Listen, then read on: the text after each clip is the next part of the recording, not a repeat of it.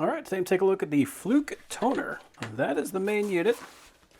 And then this is the accessory.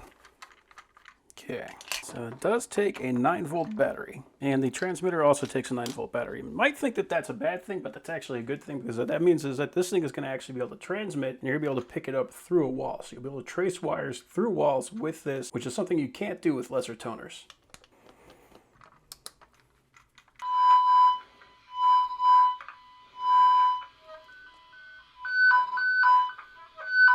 So we got a couple different options, because this is a toner. It's just going to make a sound, but we can bring it up. You can hear it. So that's solid.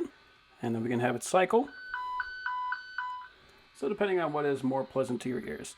Either one of them are really pleasant, but I think this one's a little bit nicer.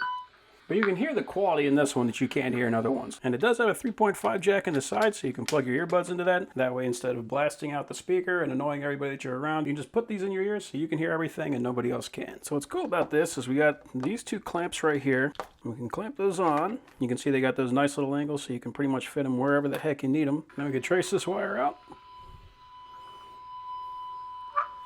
We'll know exactly where it's at. So that's great for, like, if you have an outlet in the wall and you want to find out exactly where that wire is going through the wall, so that you can maybe, cut out a hole and then you can pull that out. You can use this to actually find that. So that's really cool. The other thing that this can actually do, if we change this to continuity, can use that to see if the wire is good.